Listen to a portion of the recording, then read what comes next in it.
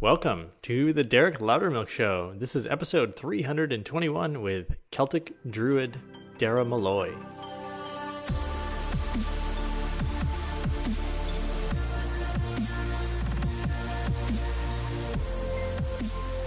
Today on the show, we have Dara Molloy, who is a Celtic priest, monk, a druid, and the author of The Globalization of God. And I was really excited to have Dara on the show because I've been to Ireland and it's really a magical place. It's full of stone circles and fairy circles, and it just feels magical and spiritual and all of these things. And as far as we know, Dara is currently the only Celtic druid. He's the only one, and it made a really huge splash when he left the Catholic Church. Ireland's a very Catholic country. He left the church to become a monk, and now classifies himself as both a druid, a monk, and a priest.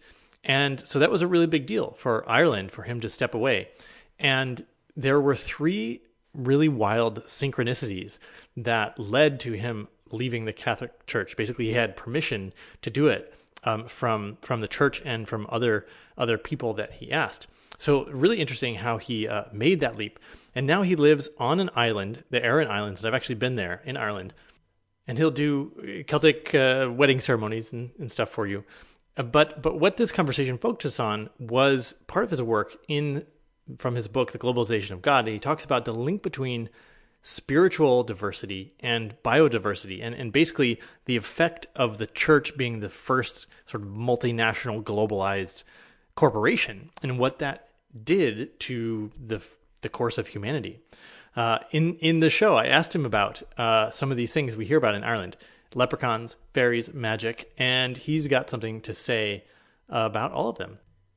He's going to tell us about the importance of adventure in the life of historic Celtic monks. That's who he sort of refers to as his mentors, these historic monks, and also the high status of the harpist, the storyteller in medieval times that would sit at the right hand of the king.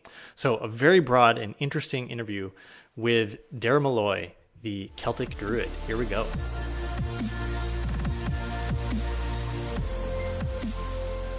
Dara Molloy, welcome to the podcast. Thanks very much, Derek. I look forward to talking to you. Yeah, and I have a great affection for Ireland. You're joining us from the Aran Islands. I spent a little time traveling there, and so I always think fondly of Ireland. Could you tell us a little bit about and you call yourself a Celtic priest, monk, and druid, and those terms may all mean something a little bit different. So I was wondering if you could just tell us what that means and what your life is like out there on those islands. Yeah, sure. I suppose the first thing to say about myself is that I'm a deinstitutionalized Catholic priest. So in my younger years, I was a Catholic priest. And then I found a way to be a priest without being a member of that church. And in fact, without being a member of any church, because I discovered the Celtic spiritual tradition, which includes a Christian element to it. And that was what really attracted me. And that Celtic Christian tradition, it included Ireland, but it also included Scotland and Wales and various other perimeter areas of Europe.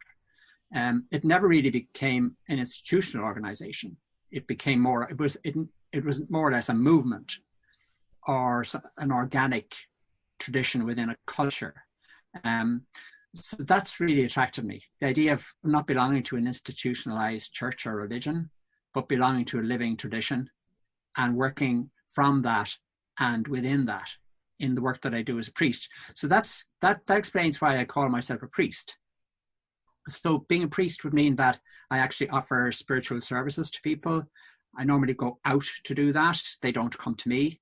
I perform wedding ceremonies, vow renewals, the blessing of a baby, the christening of a baby, a funeral, and various other things in between life and death, if you know what I mean. So that's my role as a priest. Then as a monk, I would regard that as a sort of choosing a lifestyle. And my lifestyle is to be frugal, to put spiritual values and objectives in my life far ahead of any material objectives or values. to live close to nature, and all of that. So that's me as a monk. And there's a great tradition of monastic monks in Ireland. So I have a lot of mentors in history that I can learn from.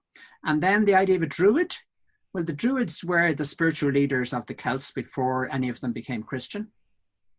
And they were very powerful people. They did all the spiritual work. And that included not just like the rituals and the festivals and leading spiritual celebrations, but it also included music and art, all the creative artistic side of life at that time was carried by the monks. So if you were a bard or a poet, or if you played the harp or any of those things, you were regarded as Druid as well. That was your particular role within the Druid team, if you like. So I think of myself as a Druid as well. And when I'm doing my ceremonies, I allow people to choose how they would like me to dress. So I can dress as a Druid, or as a priest, or as a monk.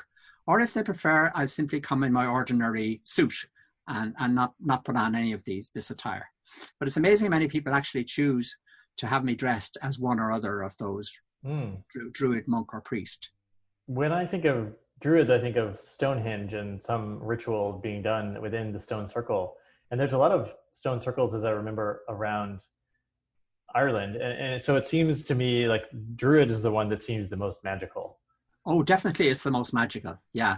And Ireland itself is sort of a magical place, even for Irish people.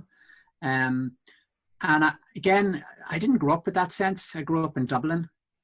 But certainly in the latter part of my life, I've become very aware of the magical places all around the country. And it is stone circles, but it also is standing stones. And then it is ancient burial mounds. And then I regard the old monastic centres as well, like Clonmacnoise is a magical place altogether. And that's where there was a great monastery. Glendalough is a wonderful valley in the middle of the mountains, which again is where monks built a monastery. So they're also magical places. So you find the magical places right through the tradition, both in the pagan element of it and in the Christian element of it. And so much of those magical places are also accessible here on this little small island. This island is only 10 miles in length. It's like a sausage, very narrow, not more than 2 miles wide at any point. 2/3 of it is bare rock. And by that I mean nothing growing on it at all. It's like moonscape. 1/3 of it is the more sheltered side, and that has very shallow soil where we can grow some vegetables and grass and things like that. But on this small island, which is mainly rock, you can find something like 600 historical markers on the landscape, most of which mark something spiritual. So you have the great fort of Dún Aengus, you have the Black Fort, you have some other ring forts, then you have ancient dolmens, which are burial places that are 5,000 years old. Then you have all the Christian markers. There were 10 different monasteries on the island. There's standing stones with Celtic crosses carved on them. There's holy wells. There's places where the saints were buried. Do you know, it just goes on and on. It's wow. a wonderful place to live. Yeah, wonderful place. It's like an outdoor museum. And where I've come to my perspective is that these magical places sort of existed, and then people just discovered and congregated and built the stone circles there, or they built a monastery there, knowing that was going to be a good spot for it. Is that something that you concur with as well? In a sort of a way, what I think these people were much more sensitive to than we are today is a sense of place. So you come into an area and you get a sense of how you feel from it or about it. And if you listen carefully and put other distractions out of your mind, you can come away with an ability to describe how you felt in that place. Like the little place near my house where I do most of my ceremonies when they're local ceremonies is where St. Ciarán built his monastery just below my house. And I get a sense when I go there of a very gentle, warm, compassionate, kind atmosphere in the area. Whereas if I go to, say, the Black Fort, which is out on the cliffs, I get a much different sense. It's more aggressive. it's more powerful. It has the ability to rivet people. Some people really find that place to be the most favorite place they have on the island because there's a very strong energy, but it's not a kind, gentle energy. There's a sort of a violence to it, if you like, or an aggressiveness in it. So these ancient people, I think, were very aware of that. In fact, I've heard it described once that the word contemplate comes from two words, con, which means with, and template, which is a sort of a design or a model or a paradigm. And when these people visited these places in order to, let's say, build a fort or a house or to live there, they first walked around the location in a clockwise, what we'd call it clockwise, but in a sunwise direction, contemplating. And what they were doing was tuning into the sense of the place and tuning into what exactly was the image that would come to them of the way to create a dwelling or a fort or whatever it was they had in mind on that place. How would you best locate it? How would you best orientate it? Where exactly would you put it on the site? You know, that was all part of their contemplation. So this sense of place was very strong in them. And I think it's one of the areas of this Celtic spiritual tradition which I've become more and more interested in, is the sense of place and even the sense of belonging in place. Yeah, it's reminding me of a couple of things. One, just, you know, when you're camping and you pick a campsite and you're like, oh, it has to be here, versus, you know, somewhere up the hill or something like that. Exactly, yeah. And the other is I went to this college in Minnesota called McAllister, and when it was built, it was in the middle of a field. But when you go onto campus, you know exactly that this is supposed to be like an institution of learning, and it was just placed initially in this field. So I imagine the founders knew, they found like, this must be the place for this institution, even though it could be in any field. Yeah, I think that if they did that, that's fantastic that they did it, because if you have the right atmosphere in a place, it will assist greatly in what you're trying to achieve by living there or by working there. And my understanding is that when you visited the Aran Islands, that they sort of pulled you in, they spoke to you in some way that said, come live here. Yeah, well, I can tell you a bit of that story. At that time in my life, I was 33 years of age. I was a Catholic priest ordained for 6 years at that stage.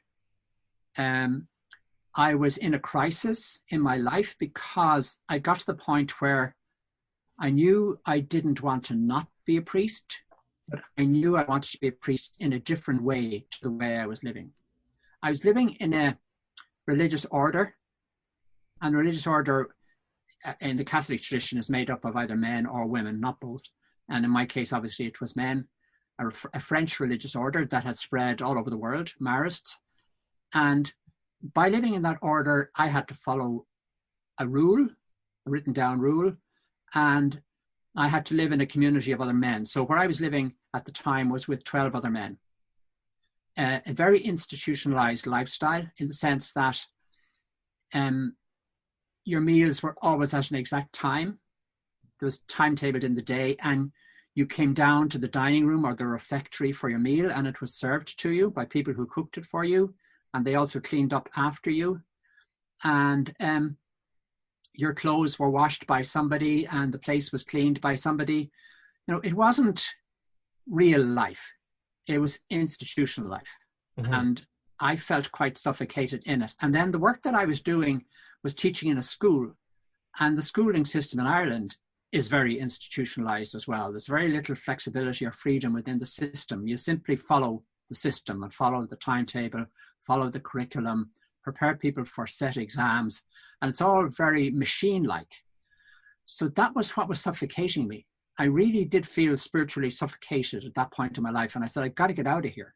I've got to find a different way to be in the world. And I had been working with young people outside of school in the evenings and at the weekends. And over the summer, we said, let's go on a camping holiday together. And just by chance, we chose the Aran Islands, and I brought them out here for 2 weeks camping. And that 2 weeks changed my life.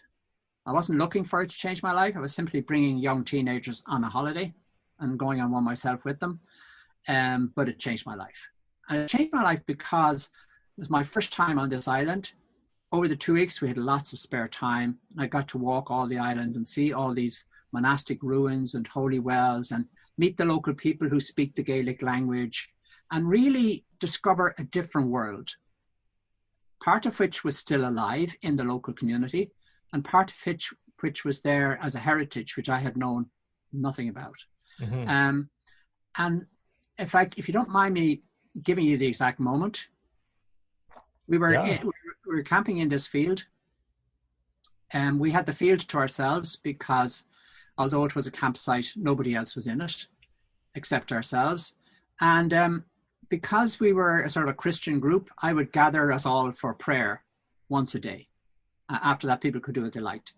So we gathered in a circle on the grass and sit around in a circle, and I would celebrate a very simplified version of the Catholic Mass, which would include readings for the day. In the Catholic Church and in other Christian churches, you have set readings for every day of the year. So we read the set readings. And on this, every day of that holiday, we were reading a particular gospel and a particular part of the gospel where every paragraph began with, "The kingdom of God is like."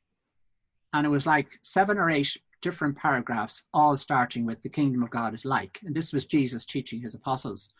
And on one of these days, he said, as we read, "The kingdom of God is like a man who finds a treasure in a field.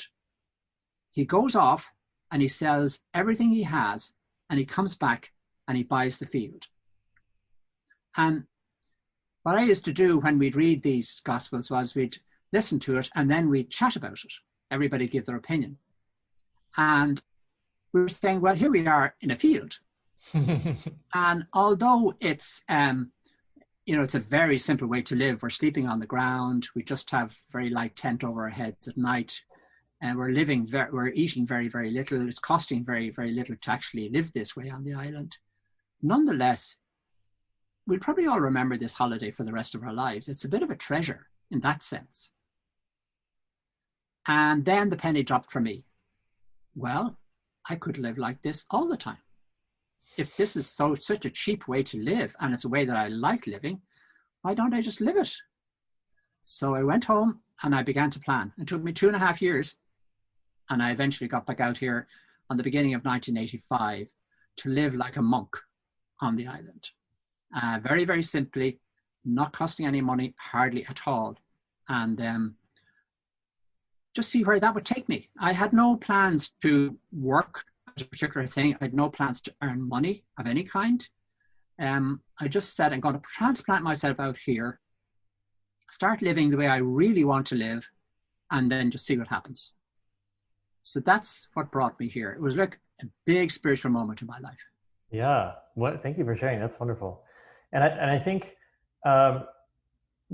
various people experience, some sort of epiphany, and then they encounter the process of, actually extracting themselves from their current trajectory, their current life, or maybe they don't want to admit it right away that they actually have to change, or that they have to take this big step.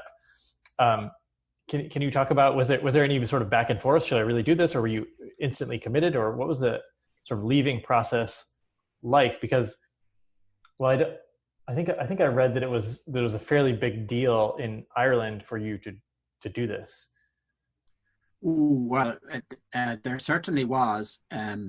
There's 2 stages to my journey. That's the first stage of choosing to come and live on an island like a Celtic monk.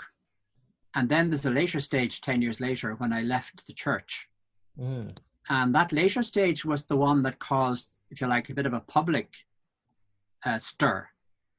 Whereas the first one didn't really. It was more my own personal struggle. Like, I'm a member of a religious order.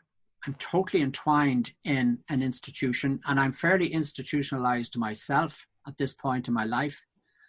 And I begin to work to try and extract myself from that. Now, most of my friends who tried to extract themselves from it simply resigned from the priesthood, which is the simple way to do it. Mm. just resign from the priesthood, you leave the church and you leave the religious order, and you go off and you do something else with your life. You become a counselor, a social worker, a therapist. That's what most of them did. You stop being a priest, and maybe you get married and you have a family and you just go a completely different route in your life. Okay. That wasn't what I wanted to do. I wanted to hold on to a lot of what I had, but I wanted to drop the institutional side of it. So I wanted to remain a priest. At the time, I even wanted to remain a Catholic priest, but I wanted to live differently and come out onto these islands and live like a monk. But that actually is a very difficult thing to do in a religious order, because the religious order requires you to be obedient. You take a vow of obedience, and therefore you're supposed to do what you're told, really, and take your orders from the hierarchy. So, my appointment to teach in a school was not my decision. It was somebody else's decision. They just said, that's what you're doing. We're putting you there. And you're just told. So for me to go to the authorities and say, I want to go out to the Aran Islands and live like a monk, that's really the wrong way around. That's normally not the way it happens. And so I was up against a brick wall in trying to convince the authorities that this was a good thing for me to do. And that's why it took me so long to do it. And so is another element of my story that might be of interest to your listeners is just the encouragement I got along the way from the most unexpected people. So my boss came to me one day, me having asked him again and again, can I go to the Aran Islands to be a Celtic monk? And he's saying, no, no, no, no, no, very clearly, no. So eventually he said to me, look, go off and get some advice from people. Find some people who are wise in these areas and ask them what they think. So the first person I picked was the head of the Irish Church, a cardinal. The next higher up is the Pope himself. Do you know what I mean? Yeah. The cardinal was the highest person I could go to in Ireland. His name is Tomás Ó Fí. He lived in Armagh. I was in Dundalk, which is a few miles south of Armagh, but it's in the same diocese. So he would have been technically my bishop. So I wrote to him and I made an appointment with him, went to see him, told him what I was trying to do, what I wanted to do, and asked him what he thought. Would he give it his blessing? He said, you're totally exciting me. He said, when I was a young man studying to be a priest myself, that's what I wanted to do. I never had the courage to do it. Now, he says, I didn't want to go to the Aran Islands. I wanted to go to the Rock of Cashel, which is where there was another monastery way, way back in Celtic times, in Tipperary. And he wanted to revive. The Rock of Cashel is now a ruin. It's a tourist attraction. It's just ruined buildings. He wanted to go back and rebuild it as a monastic location. Now, he never did it, but that was his dream. So he said, you're living my dream. So he said to me, instead of me giving you my blessing, I want you to give me your blessing. So he knelt down in front of me and I had to bless him, which is the most embarrassing thing in my life. You give a cardinal a blessing, kneeling in front of you. So he was one. I went to two others. One was a priest who is a therapist specializing in looking after priests and monks and nuns who had crises in their vocations, and he would help them. So he took me on and I went to him. I spent an hour with him, and he said at the end of the hour, I'm not going to get you to come back to me because there's nothing wrong with you. You're totally healthy and well, and this is something that you need to do. Just go off and do it. And if your authorities have any questions, tell them to come and talk to me about it. So that was number two. And then number three was, I was involved in the Charismatic Movement at the time. Big, successful movement in Ireland at one stage, huge crowds. And even within our own town of Dundalk, we could have 200 or 300 people attend a prayer meeting once a week. Very vibrant occasions. I was involved in that. And then once a year, we'd have an annual conference, which was held in Dublin in the RDS, great big hall, which could hold thousands of people. And they'd invite in speakers famous people from various parts of the world. So one of the famous speakers that year was a Jesuit priest called Bob Pharisee, who was the professor of spirituality in the Gregorian University in Rome. So you could hardly get a higher qualification than that as somebody to be an advisor to me, or somebody that would tell me whether I'm doing the right thing or not. So I didn't get much chance to meet him until the final mass, which was to be the big celebratory mass before this conference ended. He was going to be the main celebrant, and there'd be about 30 priests celebrating the Mass with him, and I'd be one of them. So I went to him before the Mass when he was getting ready, and I said, would you mind if I took 5 minutes of your time when the Mass is over? Just to talk. I said, I have an issue that I'd like your opinion on, or your advice on. He said, yeah, meet me after the Mass. So he did, and he called over a nun to stand beside him. And I told him, like, in 2 minutes that I wanted to be a Celtic monk living on the Aran Islands. And I said, I had been asked by the authorities in my religious order to get people to give their opinion on whether that was a good thing for me to do or not. And he said, okay, what we're going to do now is we're going to pray with you. And then Sister, whatever her name was, I don't remember her name, Sister is going to open the Bible, and whatever she finds, that's going to be your answer. Mm-hmm. So we pray.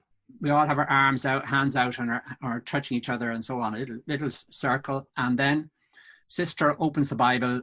I call it Bible bingo. You know, you just open the book. It's a huge, big book. You know, it's massive. Sure. And you just flick it open wherever it opens, and you let your eye fall on whatever it falls on. And she flicked it open, and her eye fell on the beginning of chapter, and she read the first line of the chapter. Chapter was chapter 49 in the book of Isaiah, and the first words in it was islands. Whoa. So we didn't have to go any further. He said, that's it, go. You know you're right. You know you're on the right path. Away you go. And again, tell your authorities, if they want to talk to me personally, go ahead.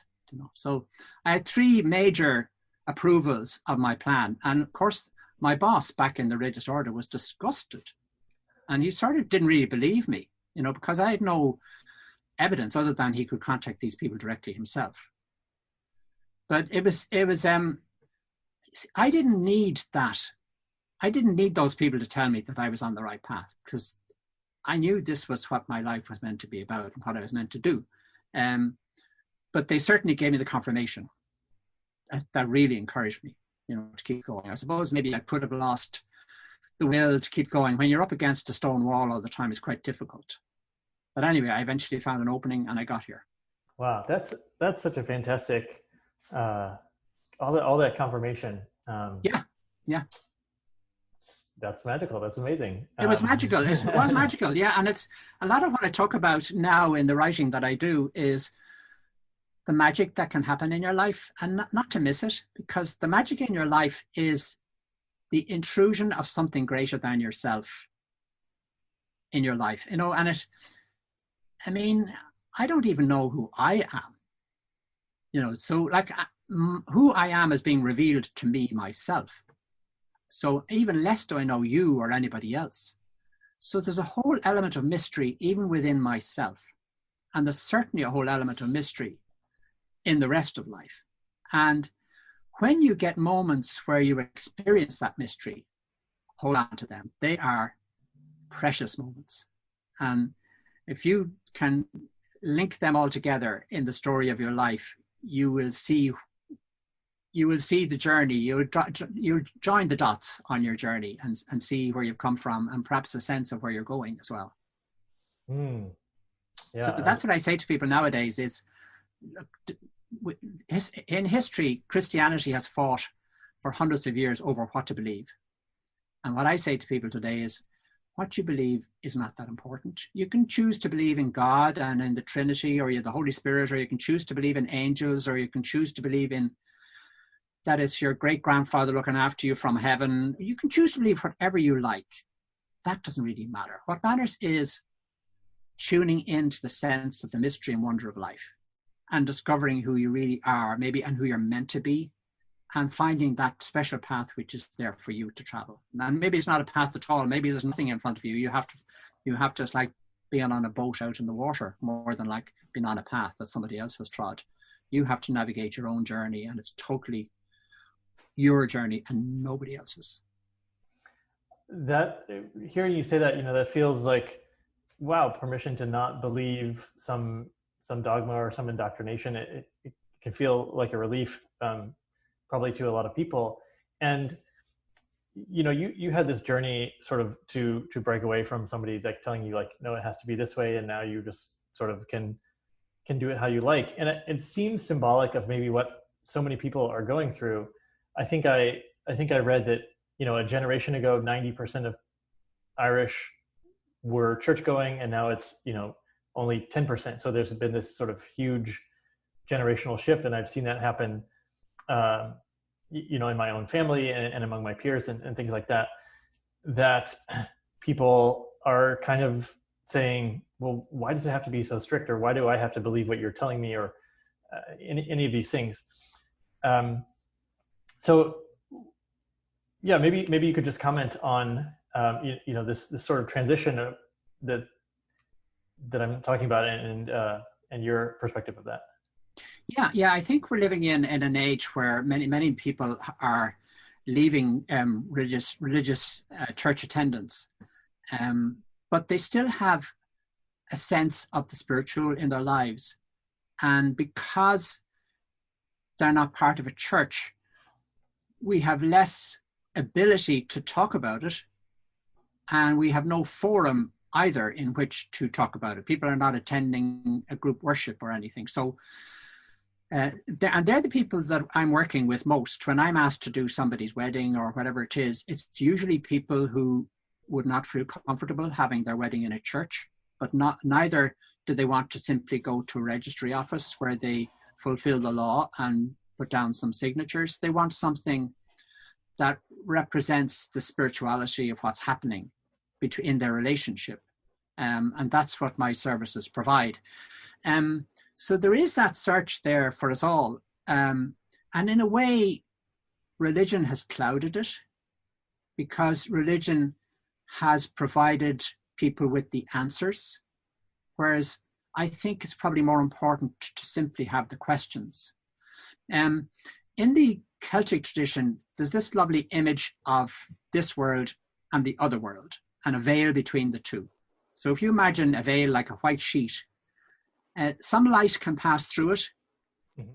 but not everything can pass through. And the other world is the far side of that sheet, and it's very mysterious. So we really don't know what's out there in the other world. We just know there is another world, and we know that there's something powerful out there. But it's not like some human being on the far side is going to come up to the veil, to the sheet, and talk through it at us. They're not. There's nothing like us out there. We don't know what's out there, so I'm not even sure I can say that. But you can only imagine what's out there is really what I'm saying. And when we start imagining what's out there, like say God is out there, what we're really doing is we're projecting our thoughts onto the screen from our side.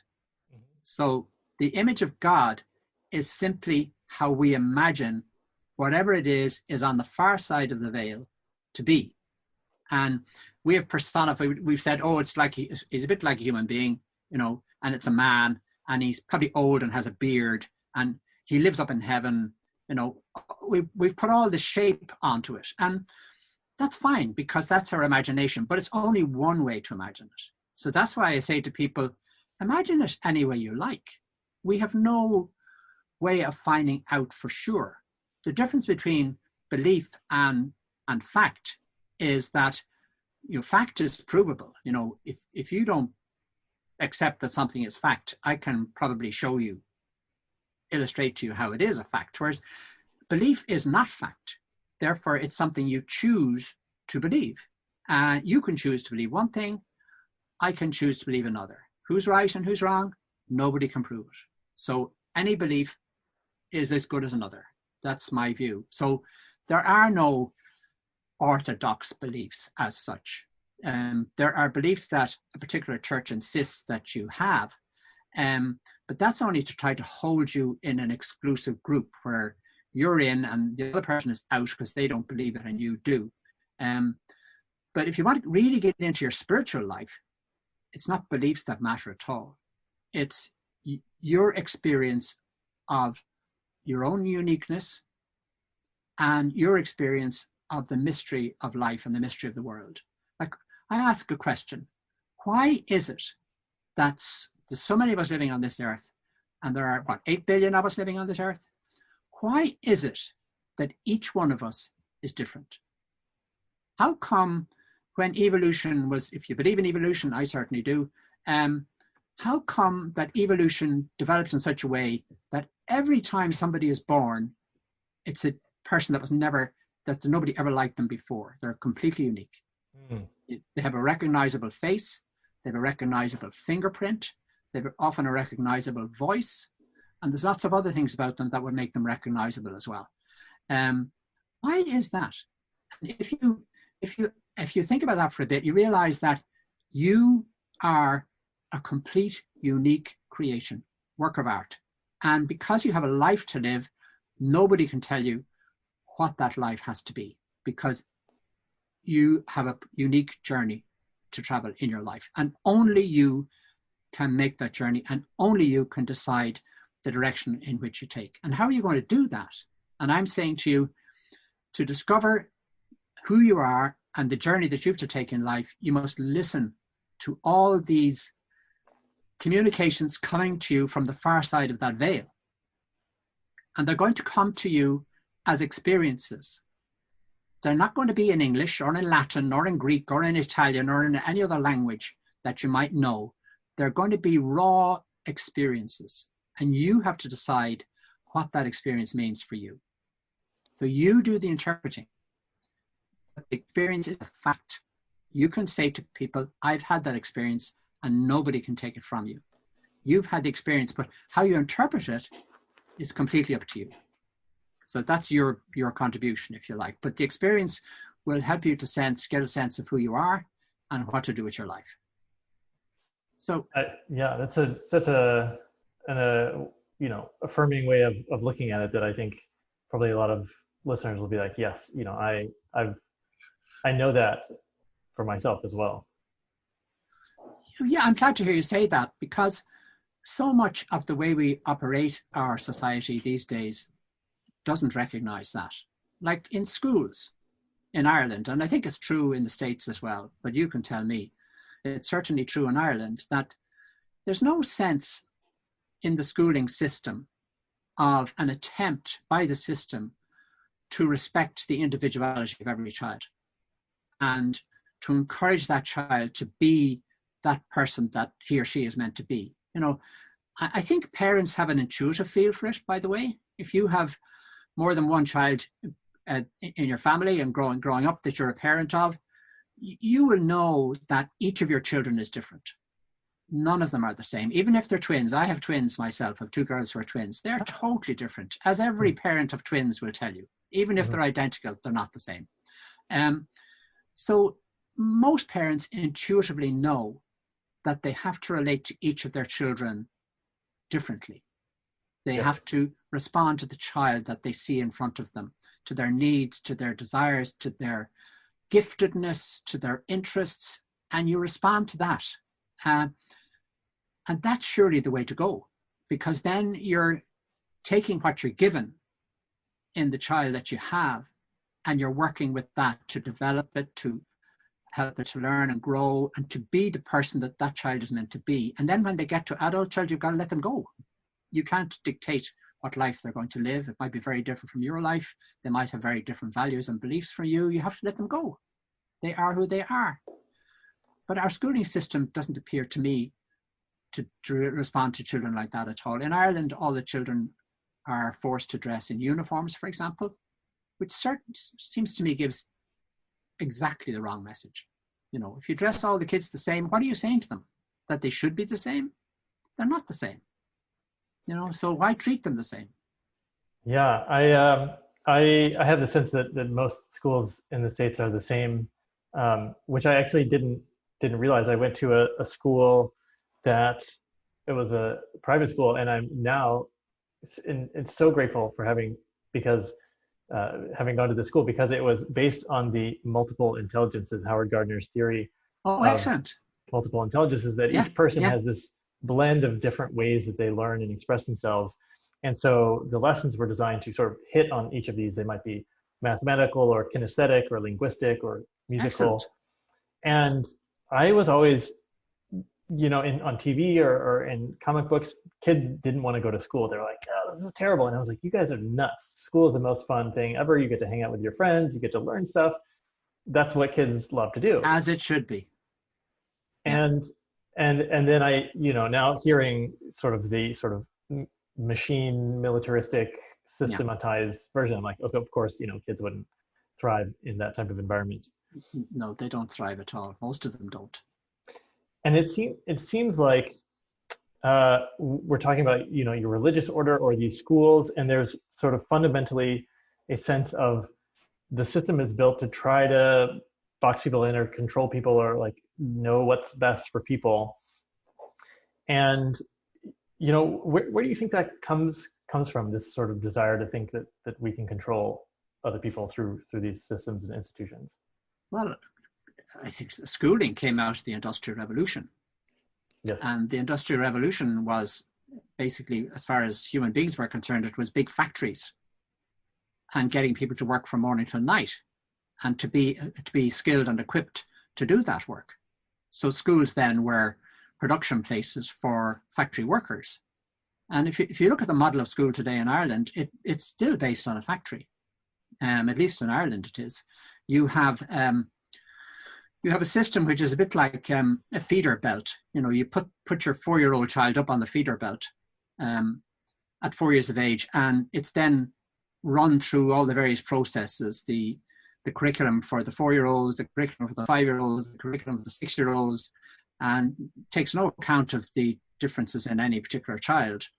It just puts them through a process like you would raw material. And along the way, you get tested and graded, again, like raw material. And when you come out at the end, you sort of, this label is tied around your neck with a certain qualification or grade to it. And you're now ready for the market, to be sold to the highest bidder, if you like, in terms of big corporates wanting to employ you. So that's what the system probably is serving. It's serving the big corporates to give them the fodder for their big corporate machines and for production and consumption. And there's a lot more to being a human than that, as far as I can see. I'm hoping that none of my 4 kids will ever work for a corporate. And I only realized 2/3 of the way through my life that I was working for a corporate by working for the Catholic Church. I had never thought of it as a corporate. In fact, it's the ultimate corporate, because if you trace back the growth of these global corporations, you'll find that they got their inspiration initially and the template for a global organization from the church, which became the first global organization to successfully produce and make available around the world its products and services. Now, its products and services were, of course, the Mass and belief in God and the Sacraments. They were spiritual things, but nonetheless, they had to be packaged in a certain way and that you could universalize them. You had to sort of commodify everything that the church was offering to make it something that you could bring anywhere in the world and offer it to people. And that's what they did. And then other corporates followed. So that's the big mover and shaker in our society still, is these big corporates who sometimes, like in the case of Ireland, they have budgets that are 3 or 4 or 5 or multiple times the budget of our country. They're so big. So how on earth can we modulate them or put a handle on them or in any way sort of subjugate them to our will? They subjugate us to their will most of the time. And my understanding is that you sort of make this distinction that sort of pre-Moses, there was, largely polytheism, and that it was monotheism that sort of led to this globalization and corporatization that we see sort of pervading the planet now. Can you talk a little bit about that? Yeah. I mean, okay, so Moses brought the idea, at least in the Bible, that's the story. I mean, the story, if you look at the scripture historians who have studied this, they say actually the final version of that story was probably written about 700 years after the life of Moses. Do you know what I mean? So it's sort of been an evolving story, and it eventually got to the shape and the way it is now because it served a purpose. There may never have been a Moses, or the Moses that's described in the story may be nothing like the actual person who initially existed. So with all that as a caveat, this idea of a community having just one God emerged through the Judaic people.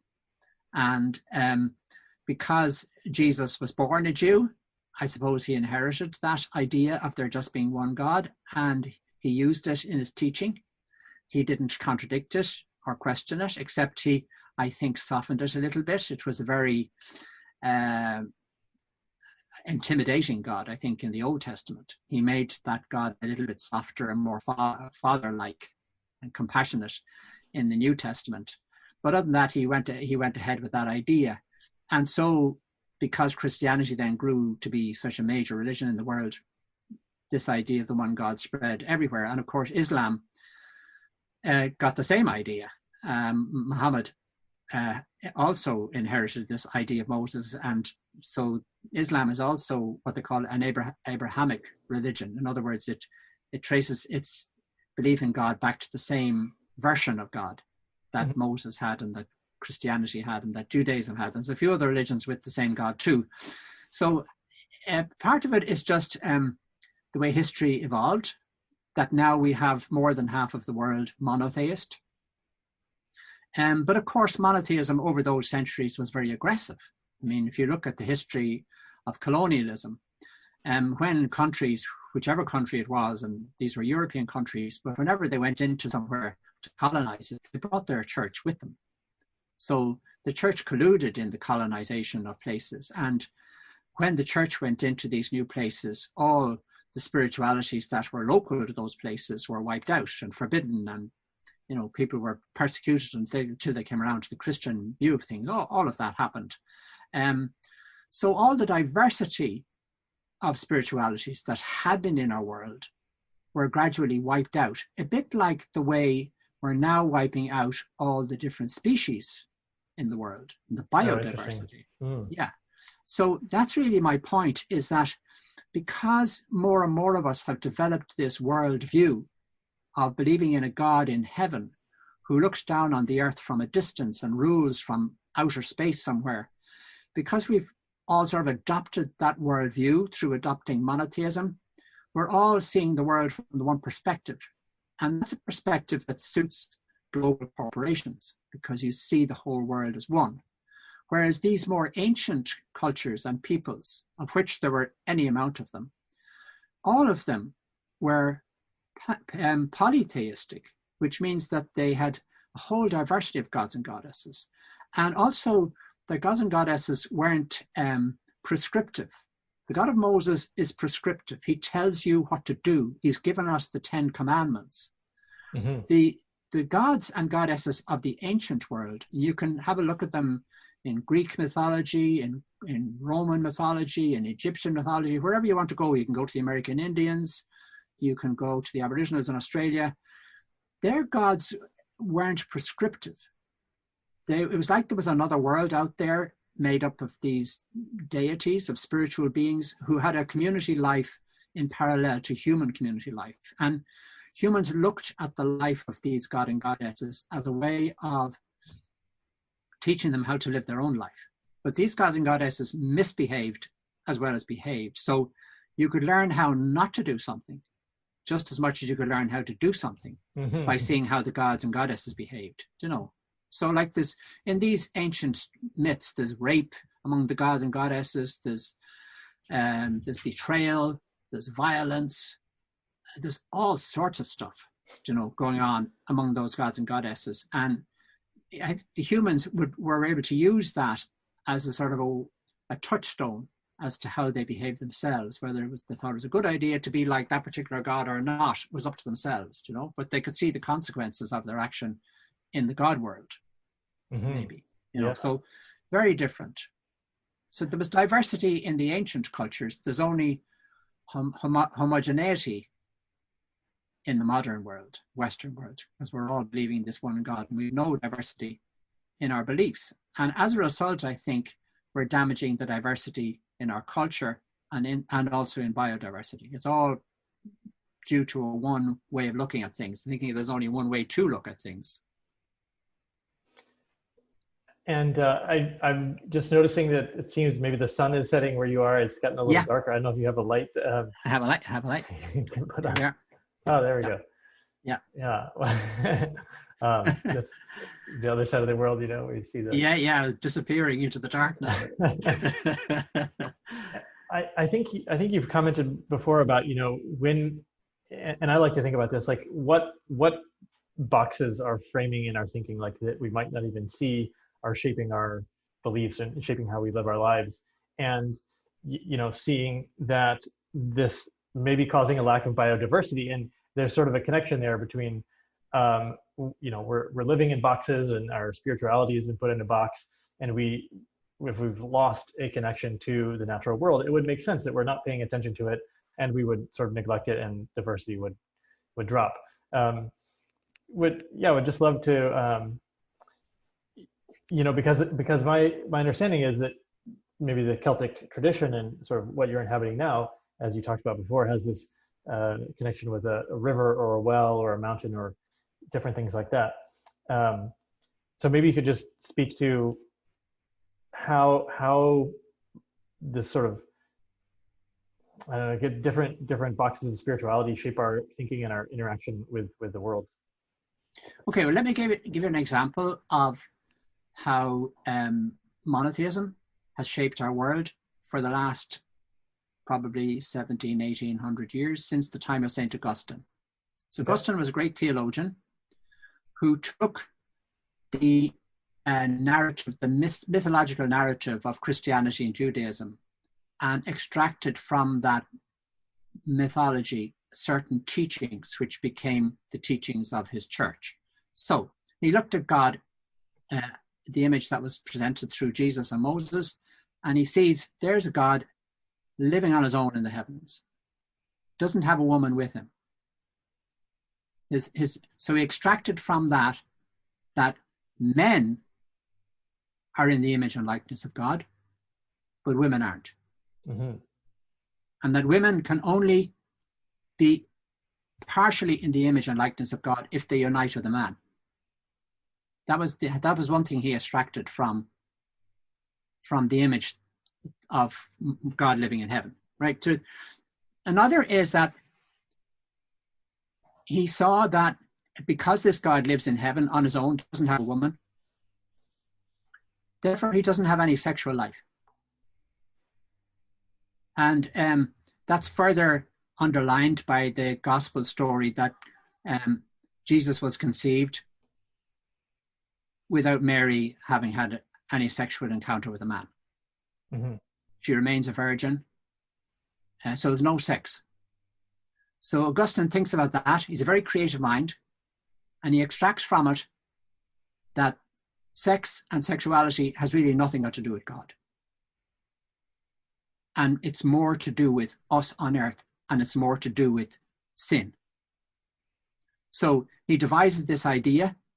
He uses some scripture to back it up, but there's not that much evidence in scripture of it. This idea of original sin, which has been a major part of Christian teaching right down through the centuries. And this original sin, he suggests, is the sin that Adam and Eve created. Now, we don't know, or Adam and Eve committed. We don't know actually what they did. They ate the apple or something, but I mean, that's metaphorical. Mm-hmm. We don't actually know what they did, but whatever it was they did, it was nasty. And he suggests that when a man and a woman have sex and they conceive a child, that child inherits the sin of Adam and Eve. That's the original sin. And he goes on to say that because that child has inherited this sin, it can never achieve heaven on its own. The child is doomed. Now, they eventually decided that the child, if it died, would go to limbo, not to hell. But limbo still was a non-place. It wasn't a place of happiness, that's for sure. And then as the child grows up, he's irreparably damaged by this sin, so that he'll be always more inclined to sin than to do good. He'll be more inclined to do evil than to do good. That became the teaching. And the only way that he could be saved and get to heaven was through the grace of God. Now, here's where different churches argue differently as to how important was the grace of God and how important was the church and the sacraments. So in the Catholic Church, they emphasize the church and the sacraments. In other churches, they emphasize more the grace of God. But in the Catholic Church, so if you get the sacraments, that's your best chance of being saved and getting to heaven. Therefore, you must become a member of the church. You must get baptized. You must keep going to church every Sunday. You must get all the other sacraments, go to communion, go to confession, everything else. That's your best chance of being saved. That became his teaching. Now, that teaching was still so strong when I was growing up. And that's, his teaching was in the 4th century. It was now the 19th, 20th century when I was growing up. Wow. So still really powerful when I was growing up. We went to Mass every Sunday as a family. We knew that it was a mortal sin not to go to Mass on a Sunday. And the child had to be baptized within a week of being born, so in case it would die before it was baptized, and then it wouldn't go to heaven. All of that was still very much part of my life growing up. And in the Western world, which has been so influenced by monotheism and Christianity, we're still dealing with all these issues around sexuality and gender. And I'm suggesting that the root of those issues in our society goes way back to monotheism, because there's no exaltation of the sacredness of sexuality within the image of God that we have. The image of God that we have does not include having sex. Do you know what I mean? And we're nearly shocked to even say that it would. Which Do you know is what I mean? so crazy, because that's the only way the species is going to Exactly. continue. Yeah. So how do we think again about all of that in order to include in our thinking what we really see as being sacred? Like, I certainly see sexual relationships as being a sacred thing in anybody's life. I see the sense of identity that somebody has, whether they think of themselves as a man or woman, or the gender issues that people have, whether they're homosexual or bisexual or whatever it is. All of that to me is sacred, because it's giving you a sense of who you really are in the world. So it needs to be protected and minded, not persecuted. And similarly, I get a great sense of the sacred out in nature. And this is the second part of your question. And if you go back to many different cultures and traditions, but let's take the Celtic tradition, because that's the one I'm most familiar with. In the Celtic tradition, there was a sense of the sacred in all the different aspects of nature. So much so that each sort of individual aspect of nature had some personification of a deity associated with it. So, for example, the sea around my island here was associated with two gods in particular, who are gods of the sea, Manannán and Lir, his father. The sun was associated with sun gods, Lu, and another one, a nasty one called Balor, but they were both sun gods. And the earth itself was associated with earth goddesses. The main earth goddess that we remember is Eriu, which is why we have the name Ireland, or Era, comes from that. But there are other more ancient names for the land, like Anu, like Bridget, many other names for the feminine sort of divinity of the land. Then you have rivers. The River Shannon is called after a goddess. The River Boyne is called after a goddess, and so on. The trees, the weather, the seasons, they're all associated with particular deities, male or female. And then, of course, because there are many of these deities, you have stories woven together. Who's married to who, who were their children, and stories around how they behaved and their personalities and all of that. So it gives a very rich tapestry of material for people to reflect on their own lives. It's like the lives of the deities are a mirror up to their own lives. So that's a different way of thinking. And I'm not suggesting we go back to that, at least not in an unconscious way. The thing about these cultures is they believed in the existence of these gods and goddesses as a reality. So they would perform ceremonies to try and influence these gods and goddesses. And that's true in the Celtic tradition as well. Whereas I'm suggesting that we learn from these traditions, but do so in a conscious way. So you can adapt some of their imagery and some of their stories and some of the ways they had of thinking about things as something that's appealing to you, without going so far as to say that they are realities, because they're not. They're really metaphorical or allegorical, or they're parables. It's better, healthier to think of them in that way. And that's the way I'd be suggesting people to think of them. And I do that myself in relation to the Celtic tradition. I find lots of the stories in the Celtic tradition have real relevance today. So, for example, we still have here on this island the tradition of visiting a holy well. And there's one near my house here. And when you visit it, you're meant to walk around the well 7 times, holding 7 pebbles in your hand. And each time you pass a little basin, you drop one of the pebbles back. So you're counting your 7 rounds. And then when you finish the rounds, you then approach the well itself where the water is, and you reach down into the hole and you take the water out and bless yourself with it. Now that's a very, very ancient ritual. It's been a Christian ritual since the time of the Celtic monks, so that would make it about 1500 years. So in the Christian version of it, you're saying Christian prayers as you walk around. And I suppose when you reach into the well, you're seeking holy water as we would use it in the Catholic Church. You're blessing yourself with a sort of a water that cleanses you or that blesses you in some way, or maybe provides you with healing, something like that. Whereas even before Christianity, this ritual was present as well. And for these more ancient people, it was imitating the sun going around the earth. So the well represented the earth, and walking around represented the sun as it rotates around the earth, appears to anyway. So it was this idea that the earth was female and the sun was male. So this male god, Lu, every day rotating around his earth goddess, Eru.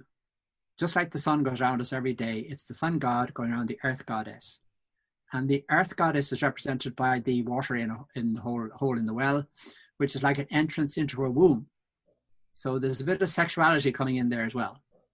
And so by us imitating that, we're putting ourselves in alignment with the energies of the goddess and God, who are in a relationship and who are producing the fruitfulness of the earth through their relationship, you see. And by us doing the rounds and reaching into the water of the well, we're aligning ourselves with all that cosmic fruitful energy.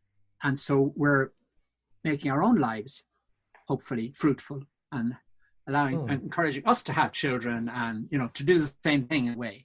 See what I mean? Yeah, that's fascinating. That's very, very ancient, very powerful ritual, and one that still speaks to us today. And that's it's reminding me of the research of Marcel Vogel. He was a IBM quartz crystal researcher, and he discovered the same thing you're talking about.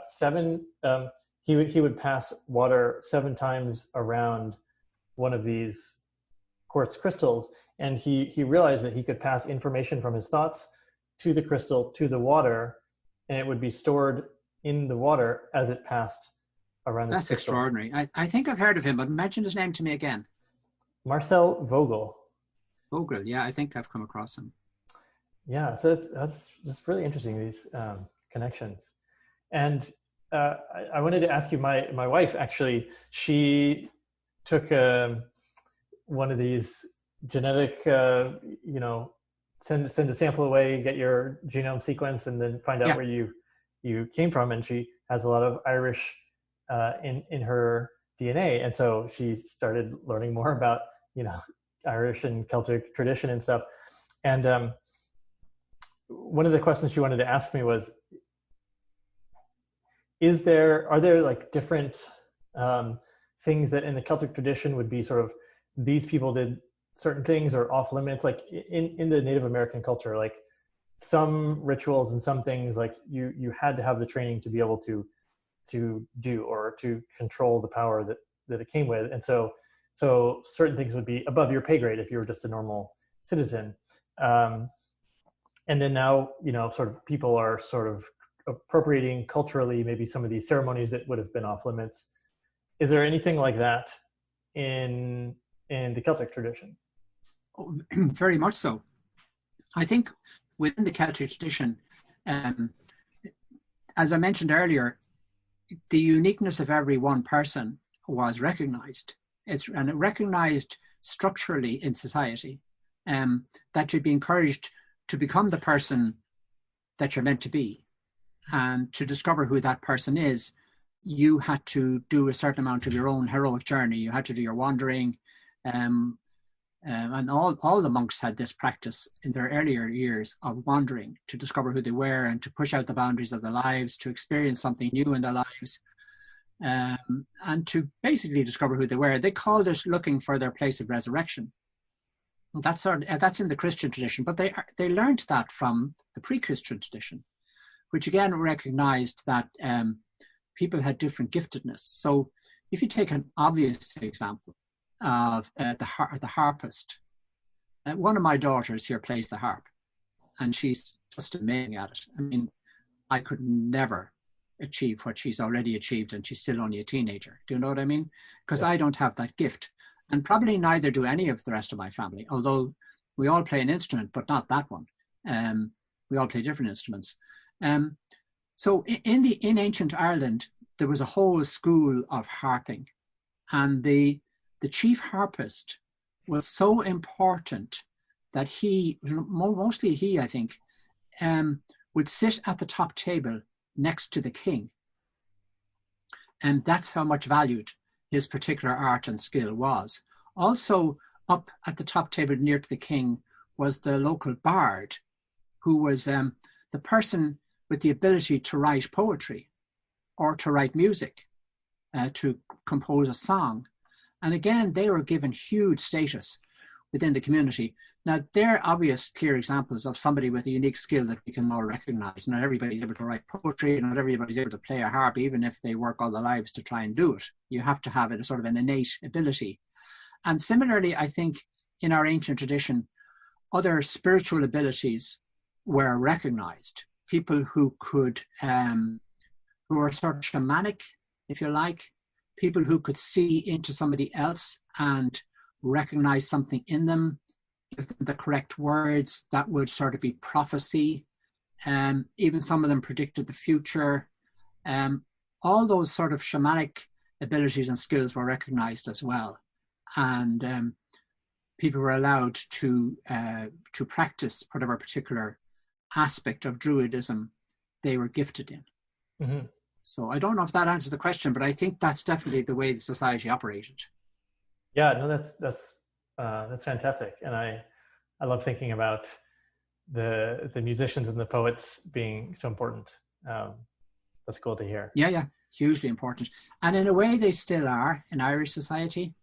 I think Ireland, compared to the rest of Europe, is much more in a creative, imaginative space than it is in an analytic, logical, rational space. We're much more comfortable with our musicians, with our poets, with our dramatists, with our actors, and so on than we are. We still produce a fair share of engineers, and the more left brain, I suppose, people. But I think we have been recognized as having a huge giftedness within our DNA. Maybe your wife has it therefore too, in the whole area of creativity and artistic expression. I think probably my favorite moment, my favorite night when I was in Ireland was in this little town of Doolin, which I think is sort of close to where you are. And very close to us here, yeah. There's a handful of pubs, and the musicians sort of make the rounds. They play in one pub, and then they jump to the next one, and then the people at the other pub would come to your pub, and so you could see a bunch of different live musicians. And I was just sitting the table right next to them, and it was just like you're immersed in it, and it was just such a wonderful. That really felt Irish to me.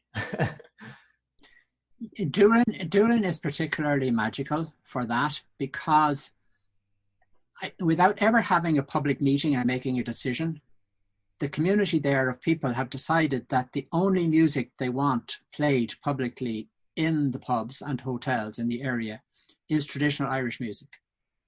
Like even here on Arran, we have music available in the summertime in the pubs and hotels, but the pubs and hotels hire in the musicians to come in from the mainland to play.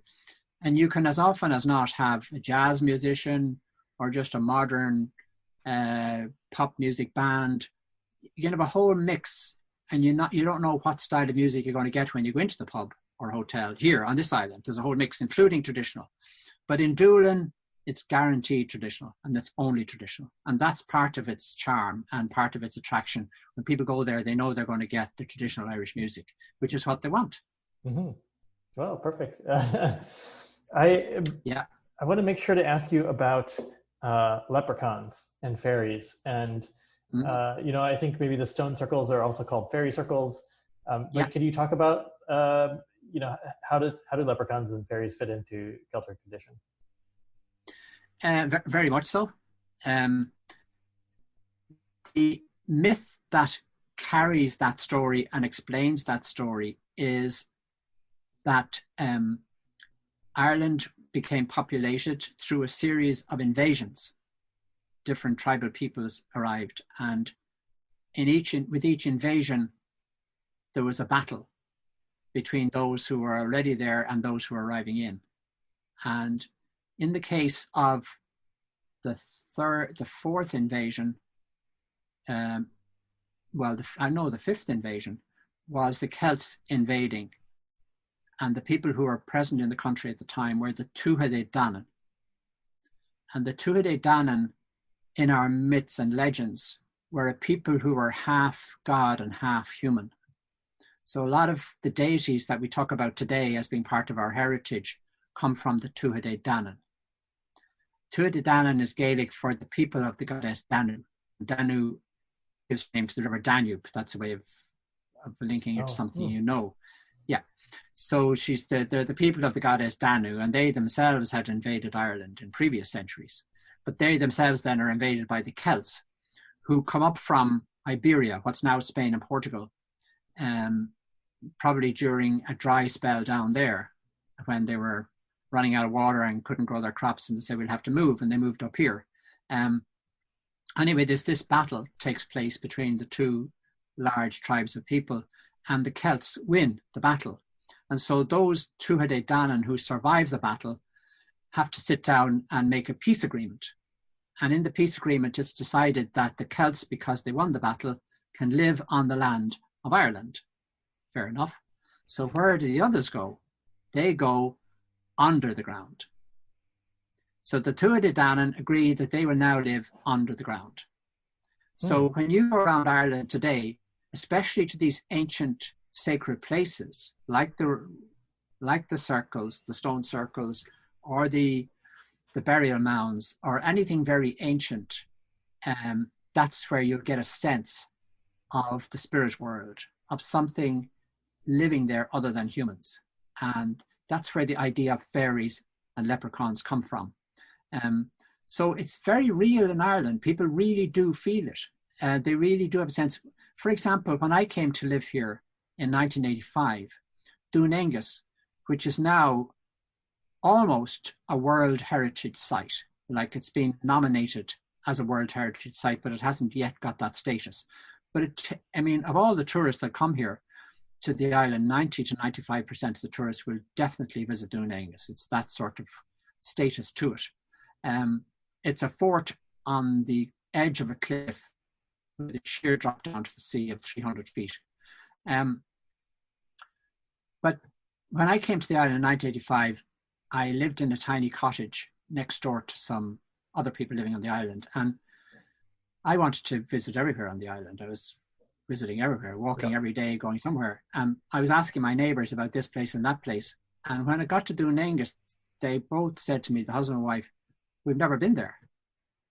I said, never been there? It's only 2 miles away. You could walk it. No, we've never been there. And what about your kids? Oh, no, we wouldn't let them there.